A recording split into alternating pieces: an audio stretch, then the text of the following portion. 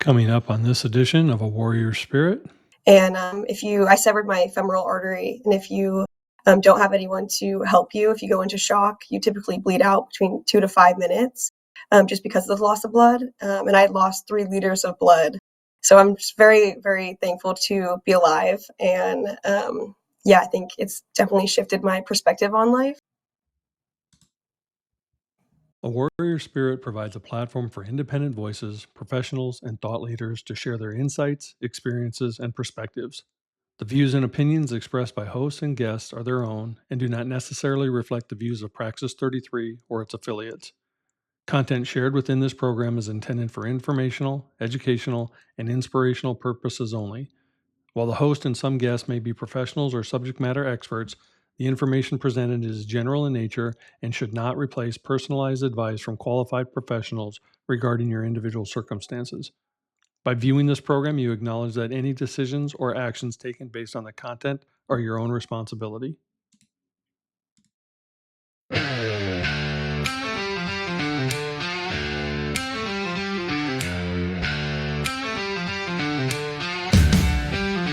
I've walked through fire with shadows on my heels. Scars turned to stories that taught me to feel.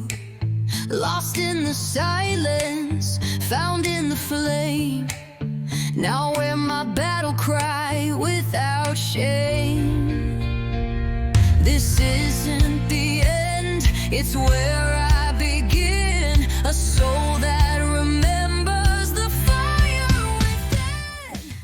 Welcome back to another episode of A Warrior Spirit, brought to you by Praxis 33. I'm your host, Daryl Snow. Let's dive in. Thank you for joining us again. I'm really excited about today's episode. Not only is it number 175, 3.5 years of doing this show, I have the honor and the privilege again of speaking with someone who's done what this platform has been, which is to be the warrior who's walked through their fire and turned their setback into their message and into their future. And my guest today, Alli Breighner, I think I said that right. If not, she'll correct me. But Alli has been through her own fires. She's forged her own path, and I'm just excited to have you all meet her. So, Alli, thank you for joining me today. Did I butcher the last name? Because I just call your mom Cherie. I don't call her last name. Just a little bit. It's okay. Yeah. Everyone says it wrong. Everyone pronounces it similar to that. It's Breighner, just like Breighner. Breighner. But the spelling is a little bit interesting. I had it all right in my head, and then I tried to say it. So anyway. It's okay. I'm used to it. I appreciate you joining me today. I mentioned your mom. Your mom and I have become friends over the years, and I had the pleasure of interviewing your mom as well. But you have had an interesting life in the fact that you survived a surfing accident. And oftentimes when people think of a surfing accident, they think of a shark. But yours was a little different. And I do want to jump into that story. But first, I want to hear a little bit more about your origin story, because you're very young. You're 25 or 26, somewhere in there. And did you grow up in California? No, I'm actually from the East Coast. So I am originally from more north of Boston. My hometown's Newburyport, Massachusetts. But then I've been in San Diego, California for about 4 years now. So Okay. not quite a local, but My wife is from Salem. Her and her family immigrated from the Azores, so Portuguese as well. And okay. she grew up in the Boston area, so very similar to you and your mom and things of that nature. So what took you from the East Coast to San Diego? Yeah, I really just wanted to get out of my hometown. And my little brother went to SDSU, so just visiting him, especially in the winter, I realized why not move? And if I don't like San Diego, I could always move back. And Yeah. I have no regrets. I'm really, really glad that I moved. I love it here. And it's just definitely a lot different. But I think that's what life's about, just to, go out of your comfort zone and try moving different places if you can. Yeah, you've actually done a lot of traveling, and we're gonna kind of discuss some of that here a little bit later. But what was life growing up in the East Coast area, Boston area? Yeah, I was more on the coast than the city, but I loved it. I loved all seasons. That is something I do miss. I really love the fall. I don't know if I miss the winters, like the cold there, just because San Diego is really nice all year round. But my little brother and I always played in the snow, and yeah, it was great. I loved my hometown, and I'm really blessed that I got to grow up there, and then now I get to experience a whole different world out here. In the opening, I mentioned your surfing. How long have you been a surfer? Yeah, I don't know if I would define myself as a surfer per se. I've been surfing for a few years, and I feel very comfortable surfing. Felt very confident in my surfing ability, but in terms of just being in San Diego surfing, it's definitely a lot different than the East Coast. I've been surfing in different countries too, but in San Diego, I had only been surfing for about like a year and a half. I used to go almost every other day during the week, just again because the weather's really nice here. But yeah, so I guess just a few years. No, I've never actually surfed, but I love water. Do you find that the surfing itself is different in parts of the world? Like one Definitely, ocean's different from the other? definitely. Yeah, I would say so. I think there are a lot of differences, but it also just depends, even in a certain area. I think even just different beaches, especially in San Diego, there are so many different spots that you can surf. And then on the East Coast, I think just the waves are a lot different. And then, yeah, again, just the beaches. But How does someone tell that like it's different? Because visually you're still on a board on water. So how does it interact differently with you when you're actually doing it? yeah, I think it also depends on the board that you have. Again, I'm not any professional, but I think just the first time I had ever gone surfing was in Nicaragua with my brother and my family, and then one of my friends was a really confident surfer, and we were in Hawaii, so I think just the water and then just the actual waves itself um, just was a lot different. But yeah, and then my accident was about almost 3 years ago now, or this September will be 3 years. But that was more of just a very freak accident. But yeah, So let's explore that accident for a little bit because it wasn't just, oh, I fell off a board and hit my head. Like you almost died, right? I did. Yeah, I'm a very open book about it. I think with that accident, it was a very freak accident. There was actually a professional Hawaiian surfer that had died about a couple weeks before my accident because he didn't have the proper help. And I severed my femoral artery, and if you don't have anyone to help you, if you go into shock, you typically bleed out between 2 to 5 minutes, just because of the loss of blood. And I had lost 3 liters of blood, so I'm just very, very thankful to be alive. And yeah, I think it's definitely shifted my perspective on life. And I'm open to talking about it if you have any specific questions too. Yeah. Well, let's first off describe how it happened and what actually cut your leg and the artery, and that what preceded that afterwards. I've seen clips of the newsreel where they people who were involved in saving you talked about it, but I want to hear it from your perspective. Yeah, definitely. Just that week, I had been surfing almost every day, and so it just really felt like a random day. I had no idea that it would, lead to something that traumatic.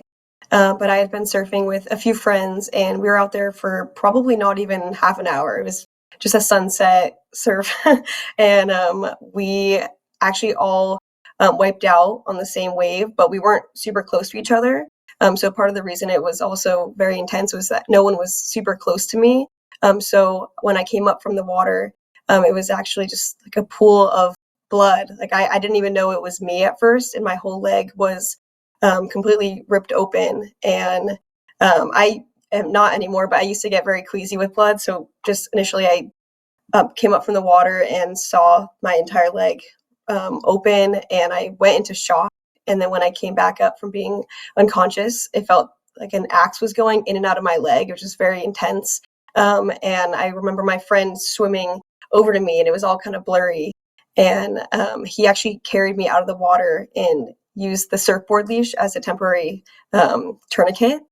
And I was with two of my really close friends, and they also just kind of were traumatized. One of them had to call 911. Strangers tried to help me on the beach, but no one knew what to do.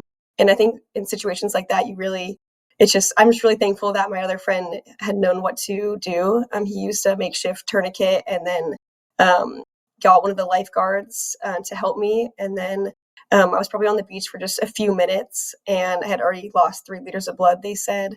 And I just kept losing more and more blood. So I just remember being on the beach and going in and out of being unconscious.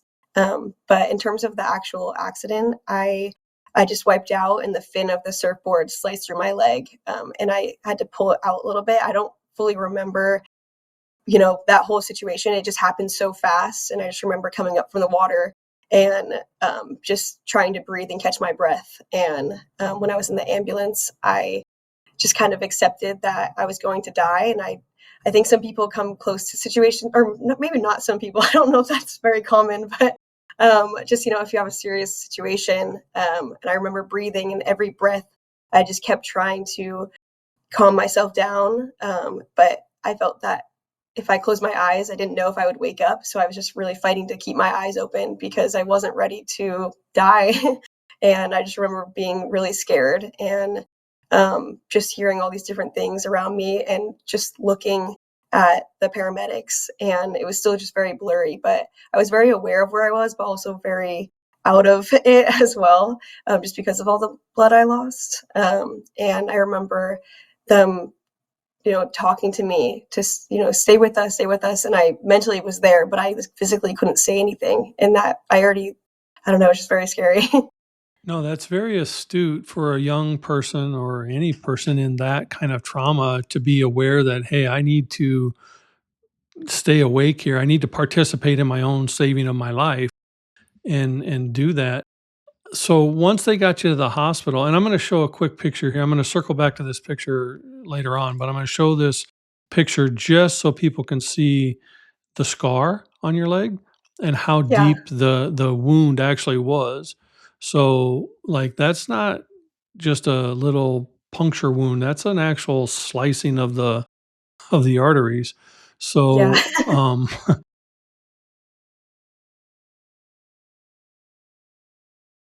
how long were you in the hospital? How many surgeries did you have to go through? And were you always conscious throughout it? Like, did you ever go Yeah, into a that's a good coma? question. Yeah, that's a good question.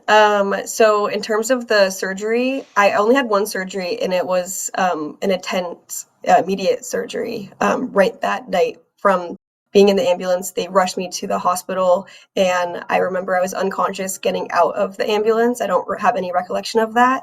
But then when they were, pushing me to go into the emergency room, I felt that they clamped my artery without any medication. And I think that was actually the worst pain that I've ever been through, just because I was fully awake with, again, no medication.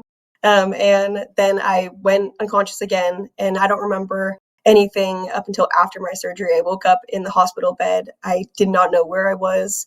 I was in a lot of pain. I had a lot of medication at that point, but both of my legs were completely bandaged up, and I couldn't move either of my legs at all, especially my right leg, for a few days.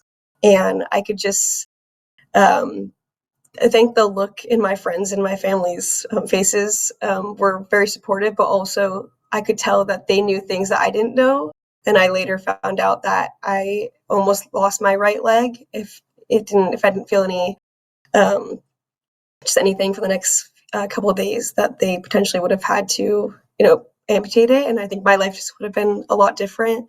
And I had 47 staples in my legs. They used my vein in my left leg to repair my right leg.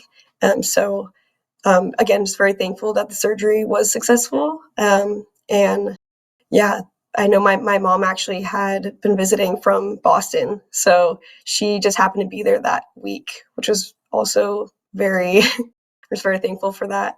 But yeah, I only had one surgery, and it was that evening of the accident. Well, we're going to take a quick commercial break, but when we come back, we're going to talk about how you got out of that bed and how you do some of the things we're going to talk about coming up. So We'll be right back.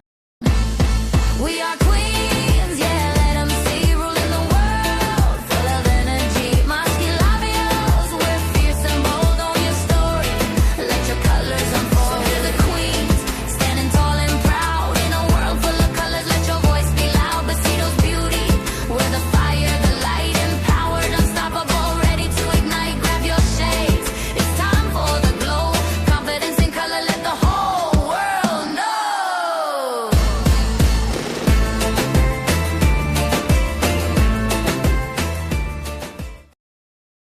Besitos Beauty, because it's your time to shine. For more information, visit www.besitosbeauty.com. Welcome back to the show. We're speaking with Alli, and we were talking about her surfing accident. We had just covered the actual accident and the surgery. How long were you actually in the hospital for your recovery? And then how long did it take you to regain the ability to walk again? Because you don't just jump out of Yeah. bed. Yeah. No, so I was in the ICU for about 4.5 days. And then 2 more days after that, I was still in the hospital, and they wouldn't clear me until I could walk up a few of the stairs in the hospital. But each day I really struggled just trying to get out of bed, and I really couldn't move. So it was really challenging to go from, always surfing and running and, doing just daily tasks to not really being able to even get up out of bed, even just reaching for water, just everything hurt. And yeah, it was just very, it was just a shock. But It yeah, I I'd mean, it been just shocks cleared me that they 6 wanna days. send you home 6 days later. Because again, you almost l like, they're going from, "Hey, we might have to amputate," to, like, "We need to fill this bed again, so move." Like, Yeah. it doesn't seem like they gave you a lot of time. So, how long was the actual rehab to actually regain your mobility? Yeah. In terms of So the 6th day I was, released to go home, and, I still had bandages. When I was in the hospital, I woke up probably every 30 minutes. There was, a nurse that came in to give me more medication. I really didn't get any proper sleep, and even when I was sleeping, I would just wake up, and yeah, so the 6th day, I was really ready to go home. I was really excited to just be in my own bed, and, yeah, I think in terms of my recovery, I was cleared about 4 months later, in terms of just being able to walk again. When I was in the hospital, they weren't sure I would ever be able to run again. So that was really that was challenging just because I love running. I think that's like one of my favorite hobbies. So just the thought of not being able to run again kind of broke my heart. And I had a skiing trip planned, so everything just changed. And but I was just really thankful to even be alive and have both of my legs. And I think just mentally and physically, the accident was a good thing. I think in the moment it was hard, but yeah, looking back and reflecting, a lot of good has come out of it. 4 months of rehab, and we'll go back to this running picture. Not only are you running, but you now run marathons, right? So yes, I have one at the end of May, but I've done a few half marathons and I run quite often, but this will be my first marathon since my accident.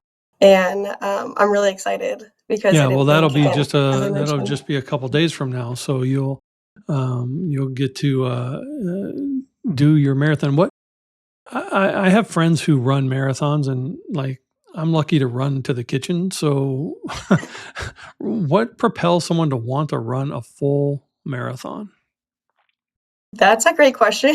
I think a lot of people tend to not like running, especially if you don't run often. I used to despise running, and I never understood why people did that voluntarily. But now that I run quite often, I think you're just in your own head, and it's very therapeutic. I just love the physical aspect of it, and then especially the mental. And then going from not thinking I'd be able to really walk or run the same, to now being able to fully run on my own is just really exciting. And I think it's more of just, yeah, just something that I've always um, envisioned for myself, especially in the hospital bed. I prayed every single night that I would be able to run again. even just a mile. And now the thought of doing 26 is just really exciting, and I'm really looking forward to it. Well, we will be definitely cheering you on. You, again, are an amazing woman, not only from the fact of what you survived, but you then took your survival to now marathon running, but you also a few months ago competed in Miss Health and Fitness, and you were a pretty high contender for this. Can you talk about what this activity was and why you entered? Yeah, definitely. So this was a very large nationwide competition, but I did it more so just to, um, inspire women to put themselves out there. And the actual competition was more of um, health oriented than like bodybuilding. It wasn't really for any like bodybuilders. There definitely were some in the competition, but it was more of what does health mean to you. And I did it more so to share my story of my accident and let people know that if they're going through something similar, that it's okay to feel that you're failing. I think each day after my accident, I went from lifting pretty heavily, or I guess it just depends, but and just running and being able to do so much more than what I was used to. Um, it just made me doubt myself a lot, just to start fresh, start all over, and not being able to really like lift heavy or do anything the same. And yeah, I felt that it was a complete setback. So to join the competition, I just wanted to help inspire and motivate people to let them know that it's okay to start over, or if you've never even started, it's okay to start now, no matter what your age is, or if you're going through something similar, just to put yourself out there. I think way too many people are worried about comparing themselves to others. And a year or two ago, I probably never would have signed up for that and put myself out there. But now, especially after my accident, I really don't worry about what people think, because there's always going to be someone judging you or thinking, poorly on you. And I feel that a lot of those people are projecting, and they're just, they probably wouldn't put themselves out there either. So why do you care what they think, And I think I've met so many great people just with this competition, and so many different ages, so many people that are newly starting their workout journey, or have, done other um, various competitions. So I think it was just really fun. I think a lot of people that supported me were great, and just people I didn't even know I had an influence on supported me. And yeah, I didn't win, but I did get a lot of votes, and I made the like one of the last final rounds. So that was just very exciting. Well, you won because you were willing to put yourself out there. And anyone who, I mean, you've been through a lot and you had a couple choices: woe is me, or how can I make this better? And you dug into whatever it is internally in yourself and you decided to make it better. And you've been doing that in many different ways. Here's you in Greece. How long ago was this in Greece? Yeah, that was when I studied abroad. So I got to country hop a lot when I studied abroad, and yeah, it was great. I loved Greece. That was one of my favorite countries. That photo is from a little while ago, but it was beautiful. Yeah. Well, were you thinking of, and we just show some of the beauty of Greece right there. Were you thinking of modeling? Because you've got some pretty good model poses here. Was that on your horizon? No, not quite. I think I definitely got a few photos in Greece, and then I lived in Florence for a few months. That's where I mainly studied abroad. But yeah, I was blessed to get to see Greece, and I didn't really answer your question at all. But no, I didn't ever model. It was more just for Well, fun. yeah, those all look like model pictures. And then not only Greece and Italy, but then you went to Switzerland. How I long were you in did. Switzerland? Just a few days. I mainly went because it was always on my bucket list to go skydiving in the Swiss Alps. So that was one of my that was one of the best days. I highly recommend. I'm like very afraid of heights, so that was one of the main reasons I added that to my bucket list. I love skydiving. It's one of the most enjoyable things I've done. But The smile on your face just says it all. I mean, I would love to skydive in Switzerland. And then just a casual photo of you and this beautiful sunset. It just shows again, the beauty in the world that you get to see and experience. Where was this photo at? That was actually in New Hampshire. Oh, So, or wait, maybe that was in, I don't remember. It was a little while ago. That actually may have been in Europe. I don't remember. I can get back to you on that. that's okay. You've traveled the world. Where is currently on your bucket list? Where do you want to go now? I really want to go to Japan. Very different. I feel like I've experienced Europe a lot, got to country hop a lot, and then South America. But yeah, I've always wanted to go to Japan. I think that would be great. I've heard, everyone's spoken very highly of it, so that's definitely on my bucket list. Yeah, I think that's Yeah. a beautiful country. I'm going to pull up this photo, and I realize on the photo you can't see the words, but the words aren't words. They're a latitude and longitude. Can you explain Yes. what this tattoo is? Yeah, I got that for my grandma. She passed away. She lived in Rhode Island. My mom's side is from Rhode Island. They all grew up there. So my cousin and I got the coordinates of her house to just honor her and my entire family. We all live in different states now, but we usually go there for the 4th of July in her house, actually, that she raised my mom and her sisters. So yeah, we got that a little while ago. Yeah.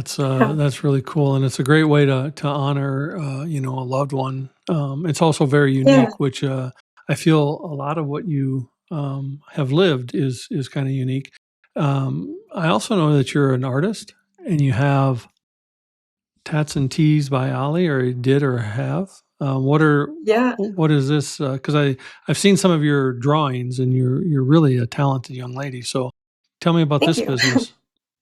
Yeah, it was more of just a side hustle. I love drawing. That's also like one of my favorite hobbies.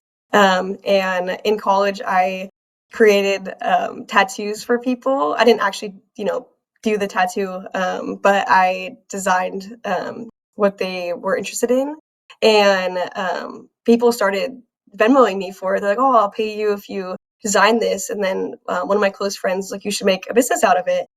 So then I started selling like hats and tote bags, especially in San Diego. I think it was pretty popular to sell some hats and tote bags and some hoodies of my own designs and then some requested designs. So that was really fun. Yeah, Do you still do that for people, or did you I give that do. part up? Yeah. Yeah. Yeah, So, more hats and, like, sweatshirts than yeah, anything, but yeah, if anyone's interested, I don't really use that Instagram anymore, it's more of just, a website where people will DM me for it, but yeah, I love doing it, it's always been fun. yeah, at the end, we'll have your contact info up, and they can reach out. Um, but as someone who's done all of the things that I just showed and been through what you want or what you've been through, what do you want your message to anybody to be? What is it that you really want people to understand, not only about themselves, but about you? Yeah, definitely, I think one of the main reasons, I applied for the competition was not to win, but was more to share my story and let others know that they should put themselves out there and just be confident and not worry about what others think about them. And just to have fun. I think, especially after my accident, I didn't take life too seriously. Like if something embarrassing happened, maybe a few years before, I'd be overthinking or just being embarrassed. But I think it's just really important to um, yeah, not compare yourself to others and have fun and try new things. And if you don't like it, at least you tried, because in a few years you might resent yourself if you didn't try and you're going to think more about that than actually doing it. And I think, I'm going to go yeah, back to there's just this. so much out there.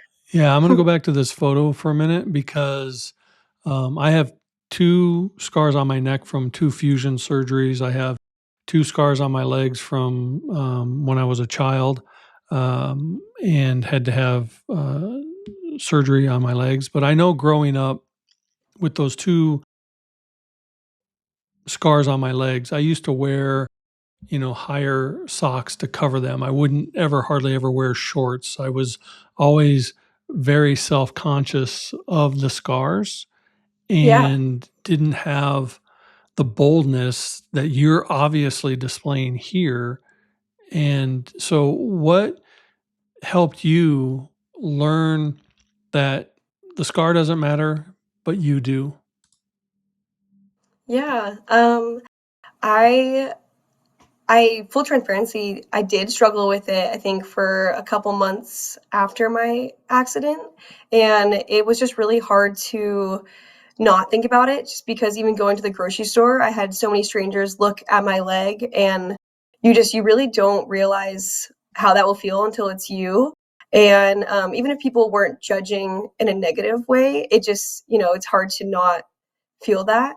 And I think I just one day woke up and realized like I need to be strong and be confident, especially for those that have even bigger scars or, more traumatic experiences. And I want to be that person for someone else that I wish I had. And I think you can have a great support system with friends and family and even strangers, but it really comes down to yourself and you guiding yourself mentally. And I think that's something that I'm really thankful for because each day it was really hard to wake up in the pain and just try to go about my day and be positive. And I felt that I shifted my whole mindset.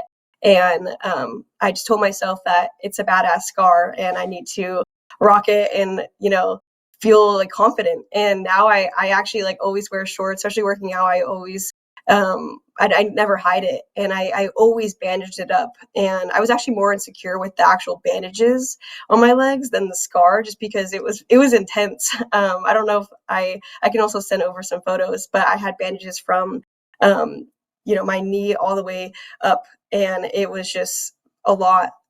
So then when I took the bandages off and I was cleared to just have my staples, there were so many different stages of it, but it was hard not to be insecure about it. And then I just had so many people actually tell me like you inspire me a lot, and like the staples and now like the scar is just very like badass, like you should just wear it. And that just really stuck with me, and just telling myself like it's good to just be confident. So I think yeah, and it is a large scar. It's like a whole slash of my leg. So Yeah. I think it's a cool story, and I gained a very large, just different perspective on it. So yeah, I think for anyone that has a scar, you should just rock it. And scars are stories. So as cheesy as that sounds, you should just wear it. Obviously, it's easier said than done. It took me a couple months to like really feel confident in it. But yeah, now I actually have been asked if I would get surgery to remove it, and I definitely wouldn't. I love having my scar now. It's like a whole part of me. I So envision you yeah. drawing this badass warrior princess who has a sword in her hand with the scar as like part of where the sword is striking. You just turn it into this great big, badass story for yourself. Yeah, maybe. What in you, because like you said, it's easier said than done. But where did you get your mindset to rise above all this? Because A, that's not common in any injury. It takes a lot of work and people may or may not eventually get there, but hopefully they do. But it's even tougher for younger people who had a whole life ahead of them and now it's been completely altered. So where did you get this mental toughness that you have and that got you through all this? Yeah, I think it also just comes down to my mom. I grew up with a single mom, and she's always been just so inspirational and strong. And she's always taught me to just to be strong mentally and physically, emotionally, and that it's okay to have bad days. And I think with my accident, I had a lot of bad days, and I just I it's hard because I do think it's healthy to have hard days, but it's also healthy to not victimize yourself and I don't ever want to victimize myself. I think I sat with my emotions and realized this is hard, but I'm not going to use this for everything else. Like I'm going to overcome this obstacle, and I'd rather just have a different mindset. I think I realized if I had more of a negative mindset or was more sad and woke up always sad, that's just how it was going to be, and nothing's going to change unless I tell myself it needs to change. And I every single morning wrote down all the reasons I was upset and angry, and then I also on the other side wrote down what I'm thankful for and what I envisioned for myself. And even just getting out of bed, I'm trying to get water and like limping and just trying to get like crutches and bandages and having to redo the bandages every hour almost. It was really intense, and I just envisioned myself running a marathon, and I would create a playlist every week. I made a new playlist, as silly as that sounds, and just envision myself running and just seeing myself finish my first marathon. So it's very emotional knowing that I will have my first marathon, and like I've been praying for this for so long. And yeah, I think there's just a lot of good that came out of it, and just to have that right mindset. And I think that's in everyone. Some people will say like, oh, I could never be that positive, but I think everyone can be, and it's really all about like your support system, but then really like your own the mental aspect of it. I think that the fact that you not only, did the left side list of, the issues, but the right side list of the gratitude. Our brain can't hold both thoughts at the same time. So when you start focusing on the gratitude, that's what starts building on itself. And I think the fact that you had that awareness to do that probably helped you get out of that bed a lot sooner than you could have, and propelled you forward into all that you're doing. So kudos to you. Do you do some public speaking? Are you going to write a book, or do you have any of that in you? What's going to be your ultimate mission? I tend to believe that things that happen to us also happen for us. So you're already in the things that we've talked about, using this injury to propel life for you and others forward. What do you envision it looking like as you continue down your path? Yeah, definitely. I do think this accident happened for a reason. I think it was very traumatic and challenging, but a lot of good has come out of it. And um, I definitely do want to do public speaking. I don't currently. I'm an open book. I'm always open to discussing my accident and reflecting and helping other people if they are in a similar situation. But yeah, currently I am not doing any public speaking, but I definitely want that for my future. I'm in property management right now for my career, but so that's a little bit different. But I do long term want to also just have some public speaking experience and to help motivate women and men that that are in a similar situation, and just sharing Do my you feel a story. book's in your future? I've thought about it, possibly. I do think if I were to, I would definitely enjoy that. I love writing, so, yeah, and then public speaking, I used to be very nervous with public speaking, but again, after my accident, I feel that I'm a lot more open about it, and, yeah, I think I've met a lot of really great people just this year, um, while, going to other, like, networking events and other being in situations where I can share my story and hear other people's stories. What do you find is the most common question asked of you about this injury?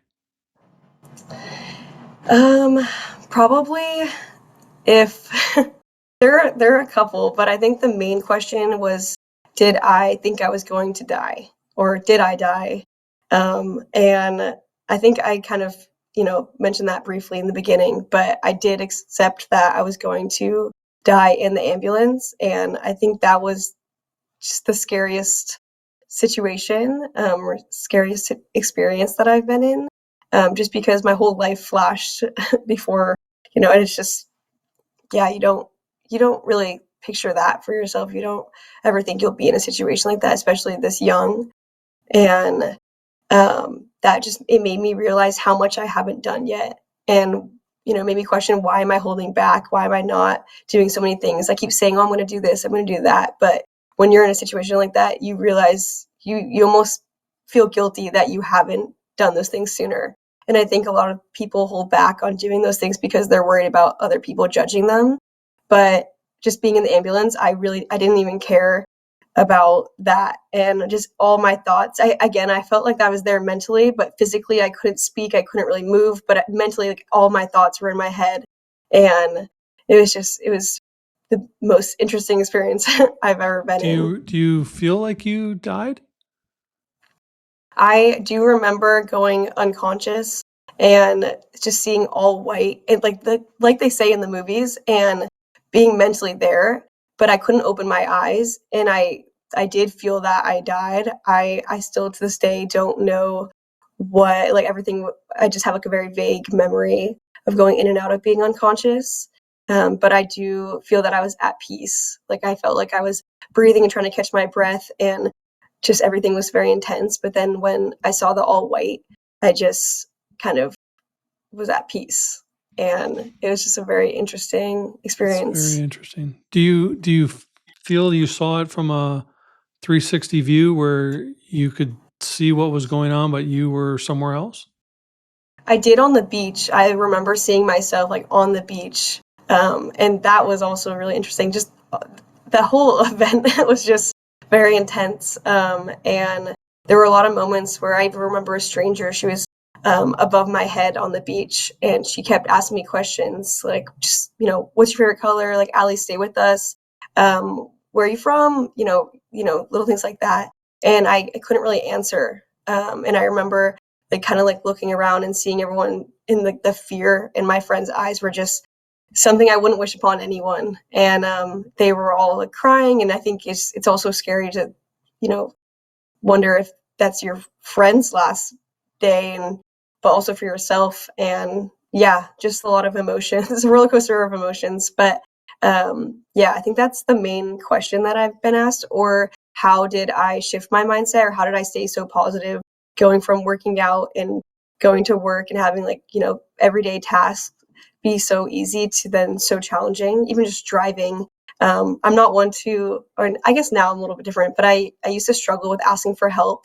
I always felt bad asking people, like, can you do me a favor? Can you do this and that? I'm very independent, like to just do my own thing. But with my accident, I couldn't even go upstairs. I needed help, even like showering. I needed help with people holding on to me and like going to the store. And it was just very different. It happened so fast. So I think that's my other question that I've been asked, just like my mindset. You've lived a lot of life and we've gone through some of it, but yet you say that you felt you were holding back. What do you think you were holding back? Because you've done a lot of things. So what part of you were you putting in reserve? Yeah, I do feel blessed that I've been able to travel a lot, and I've been working since I was 14. I've had different jobs and a lot of experience with jobs, and I'm really blessed to have the career I have right now. But in terms of holding back, I feel that I am ahead in life, but also behind. I think in your 20s, a lot of people do, wish for things that you have, but then vice versa, and people are constantly comparing. So I think I felt that I'm been held back in terms of like being open about that and like having public speaking and exposing myself. I've always just been kind of worried about not even just public speaking, but yeah, I guess like posting like videos, and I kind of want to do more running videos. I've had so many people mention that they don't like running, and they're like, I don't understand why you would voluntarily run a marathon. So I kind of just want to do more videos like that and motivate people. And, if it hits the right audience, great. If not, then it really doesn't matter anyways. So I think I felt like that I was holding back with public speaking and just sharing my journey. And I'm pretty open about it, but I want to be more open about it. So I think this podcast also is helping me or motivating me to be more open about it. Well, I think you're going to do beautiful whatever you do. When people ask you about your injury or the accident, you've said what you hear most common for the question. What is a question you wish they would ask you instead? That's a good question. That's my one for the day. Yeah. Um, probably Probably, like, the early stages of it. I think a lot of people ask more about, like, the recovery, but I wish more people asked about the experience being in the hospital because I think that was one of the most challenging parts for me. I like to think I'm a very positive person even prior to the accident. I've always prided myself in being optimistic and positive, but I think in the hospital, even though I had friends and family visit me and come different hours of the day, and you really see who your support system is and who's there for you, I think, um, I haven't really spoken about the actual, like, mental aspect of it, and when you're alone with your thoughts. I think just being alone at night in the hospital was really challenging, and to this day, I still get emotional about it because it's just so much has happened since my accident, but I think there were so many different challenges, but being in the hospital was one of the hardest parts, so I wish more people asked about that or I could help other people that have been in the hospital that long too. I think 6 days doesn't seem that long, but when you're in there nonstop, especially at night, waking up every 30 minutes, it can be really lonely and challenging. Yeah, I was only in a few days for my 2 neck fusion surgeries, but I was like you, I'm asleep, and then the nurse would come in to wake me up to give me a pill to go to sleep, and I'm like, Mhm. "I'm already asleep, just leave me alone." Yeah, I'm like, "Oh, okay, you don't Yeah, need to I'm come back." good. Yeah. Let's talk about that because a couple weeks ago I had my daughter on, and she talked about her own traumas and her own situation, which was a little different, but some of it was similar because my daughter attempted suicide, and part of why it became an issue was, I became very angry that she did that, and I had asked her, "Why didn't you come to your mom and I when you were in that dark of a spot?" And she said, "I didn't wanna hear your positivity. I didn't wanna hear that I could make it." And it made me realize that I was trying to see her where she could be instead of where she was. So instead of meeting her where she was, I was continuously, "Oh, you're gonna be great. Here's the things, blah, blah, blah."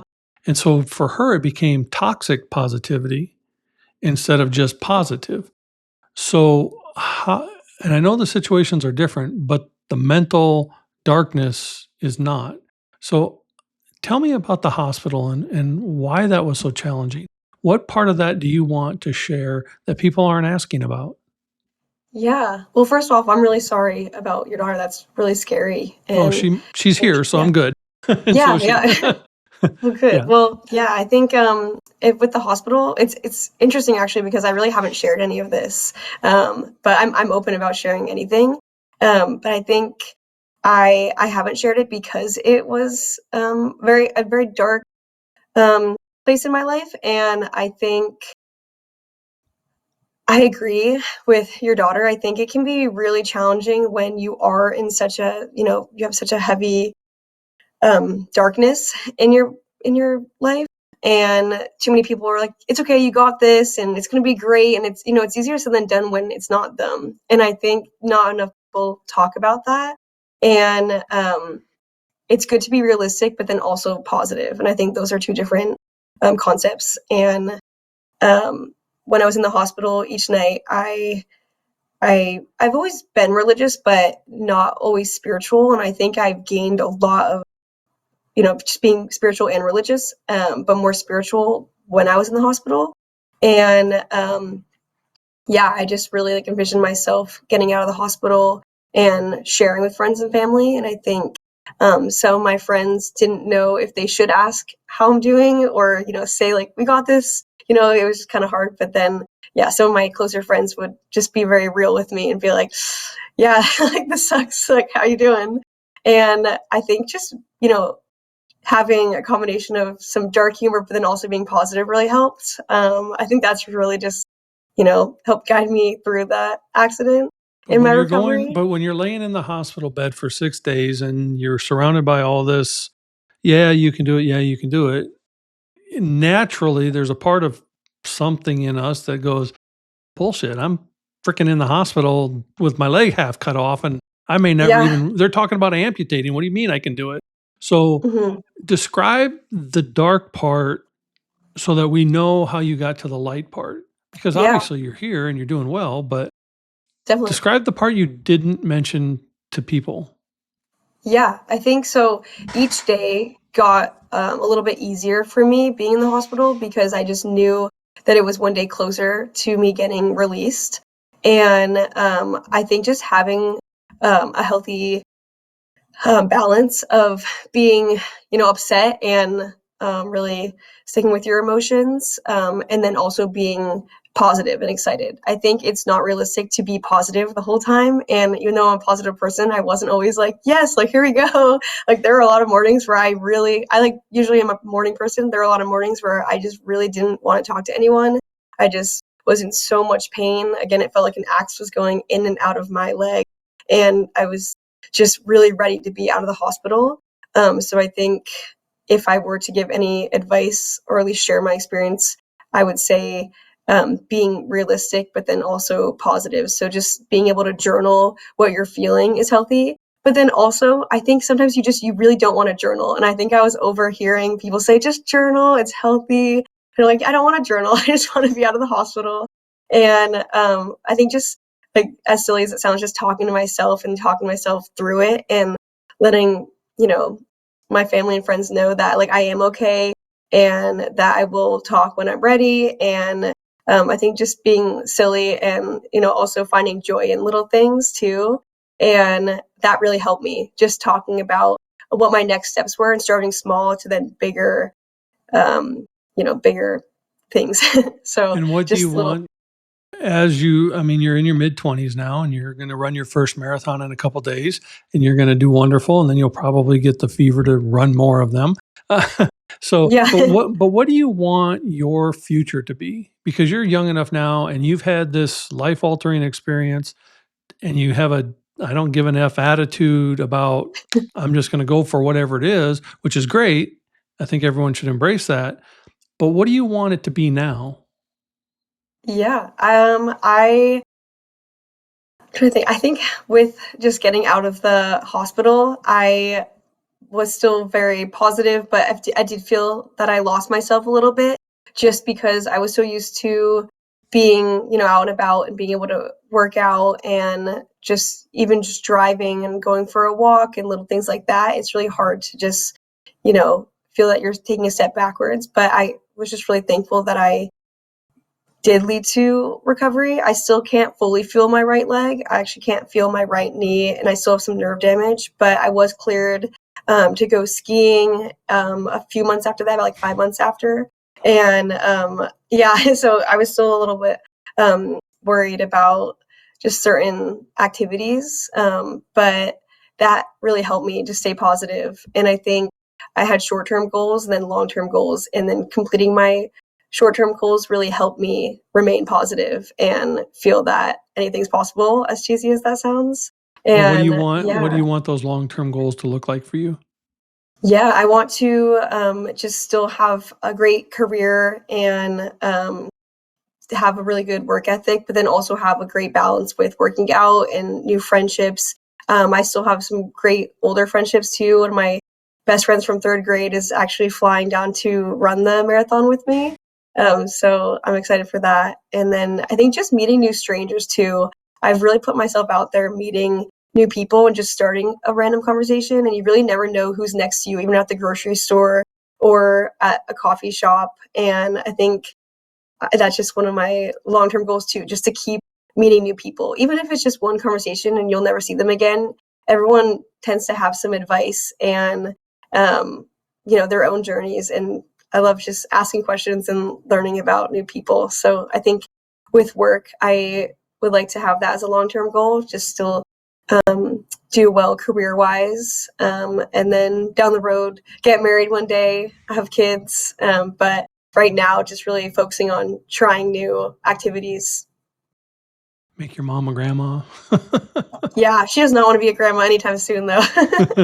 And my daughter's just a couple years older, and we don't want to be grandparents anytime soon either. Yeah. So, know that. as we kind of wrap this up, and I appreciate you taking the time to share your story, and you're just a radiant light that I hope the whole world gets to see in some capacity at some time. But I'm going to ask you the final question that I ask everyone. What does a warrior spirit or having a warrior spirit mean to Alli? That's a good question too. I like to think it's more internal or more of a mental aspect than physical. I think it really just comes down to, pushing through challenging obstacles and seeing the good in it, and just, stepping out of your comfort zone and being, I think you're more capable of things that you think. Sometimes in the moment you might not think you're capable, but just to overcome certain obstacles like that. Well, I'm glad you overcame your fear of going on this show and came and shared your story. And I just really appreciate you and wish you the very, very best in all you do.